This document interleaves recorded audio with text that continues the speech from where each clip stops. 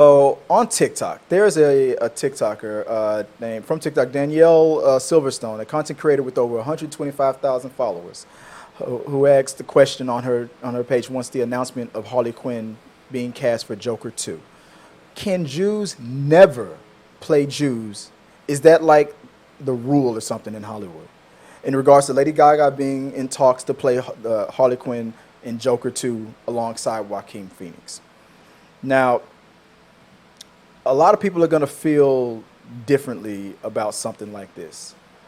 But to her credit, the benefit of the doubt, she's, so Danielle is a social justice advocate, a warrior for social justice, and she's Jewish, uh, and she's always fighting for and talking about representation as far as Jewish people in Hollywood.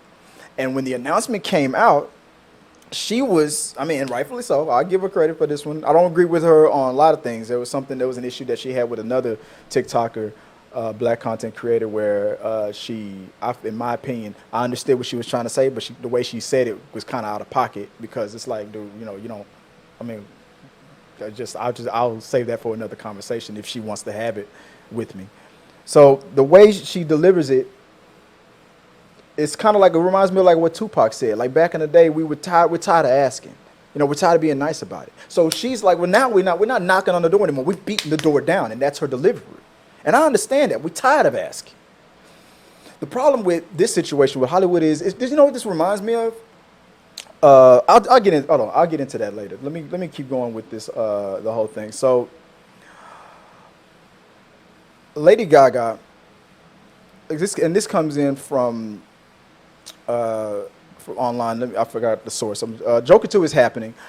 Oscar winner filmmaker Todd Phillips reveals earlier this month that he's finished at least a draft of the script, which is tentatively titled Joker, fully adieu, if I'm saying that right. Not only is the sequel on the way, but Lady Gaga is in the talks to appear in the movie as an iconic villain, Harley Quinn. Furthermore, it's being reported the sequel is going to be a musical. I remember that. Suffice to say, the internet is up in arms over the slew of announcements, especially after how divisive the first picture was. Now, playing devil's advocate. Now, look, Hollywood, every movie that's ever been pitched, every movie that's ever been greenlit, the producer only has one thing in mind. I'm gonna be honest, they don't care about representation. They don't care about if black people are going to be represented properly, if white people are going to be represented properly, if Hispanic people, Asian people. They don't care about that. They want to know how much money the damn thing's going to make. That's all they care about. If you could go into the future with a time machine and prove to an executive, Zach Aslab, whatever his name is, Kevin, I don't, well, not maybe not Kevin Feige, but most Hollywood producers, you tell them you can make the most offensive movie in the world, and this movie is going to make $3 billion in the box office. They're going to greenlight it. They don't care. They let the people get offended. I'll get my $3 million from the box office, right? And we cut and run, get the hell out of here, and we'll apologize later. They're going to make the movie. What this reminds me of is something I used to say about the whole thing about like affirmative action. Now follow me here. I know I was like, what? Where are you going with this? I always, like, people would get mad about like when affirmative action was made into law. And white people would be like, oh, well, my kid, we're not racist. My kid didn't do anything wrong, but they probably lost a spot because they had to give it to a black one. Well, my argument was this. If those people who built the school, like say, let's talk about college. Those people who built the school that had the agenda to keep people out, if they were doing what they were supposed to do back in the day, then things like affirmative action, all that stuff wouldn't have had to have been put into place to force them to do right and stop denying people from getting in. Now, what am I mean when I say this about what's going on with Harley Quinn? The reason why I'm relating the two is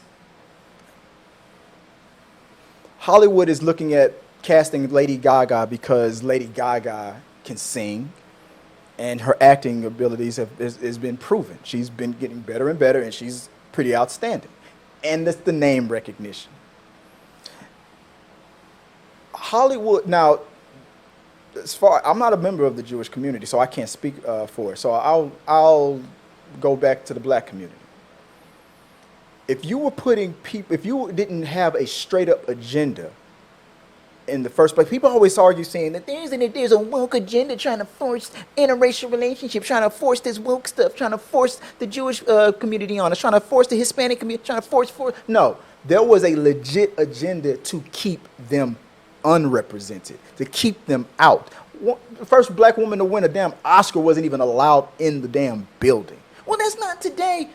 Doesn't mean that it doesn't still happen. Those were real agendas.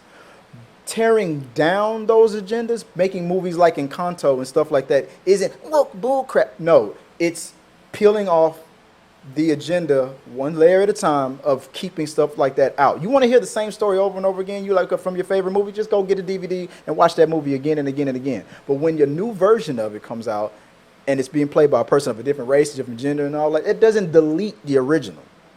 I don't understand people's arguments about wanting to watch the same thing over and over and over again. That's what VHSs and DVDs and Blu-rays were invented for, if you want to watch the same shit over and over again. Now, going back to Lady Gaga. Now, like I said, I'm not Jewish, so I can't speak for the community. So I'll keep it to the African-American community. If Hollywood was doing what they were supposed to be doing from day one and stopped discriminating against minorities and stuff, and representation was where it should have been, and comment in the comment section, your comments will pop up if you got something to say, then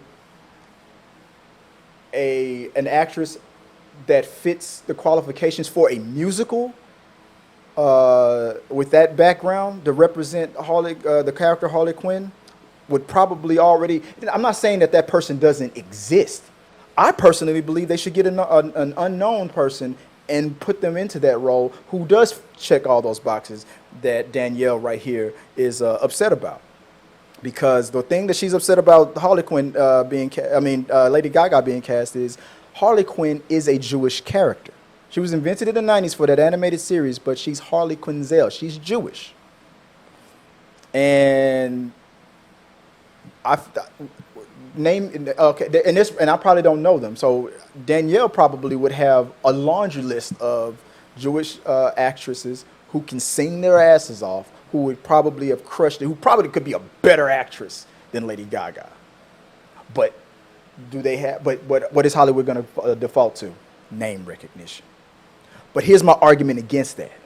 Joaquin Phoenix, without it being a musical, the movie on its own, by himself, it was just Joker. The movie made $1 billion. You already got $1 billion. This movie was made with a small budget, went to $1 billion. It doesn't matter if the sequel flops, the money is still there. You didn't need Lady Gaga. Now, a couple of years ago, it still would have been a big deal, but with social media being where it's at, and this is 2022, representation is a big thing now, and companies are getting dinged for their lack of it. Like I said, we're peeling the onion and we're pulling back the agenda to keep certain things out of Hollywood. Now you get in trouble for not representing enough, right? People can go too far and stuff like that. I don't care if Superman is black or not. I just want the movie to be good. But if Superman is black, I don't care, because Superman isn't real. But when they made Harley Quinzel and they put so much emphasis on her heritage, it would not have been a bad thing at all to have somebody to represent that character to the fullest. I personally don't feel like you needed Lady Gaga for the name recognition. Joaquin Phoenix is there. But that's just me. And if Danielle, if you ever want to come on the channel, collab with me and try to elaborate on it a little bit more, because I know how you feel about it. You made it clear on certain topics. Since I'm not a part of the community, I can't speak on it. Blah blah blah. I didn't.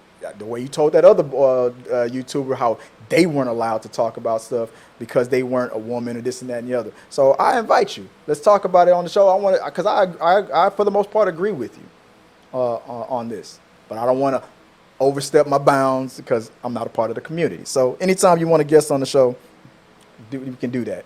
My bottle bubbling, I'm bald and black and my bottle bubbling, I'm bald and black and living. My bottle bubbling, I'm bald and black and my bottle bubbling, I'm bald and black and living. My bottle bubbling. bubbling. I'm ballin' black and love my bottle bubbling. I'm ballin' black and loving my bottle bubbling. I'm ballin' black and love my bottle bubbling. I'm ballin'.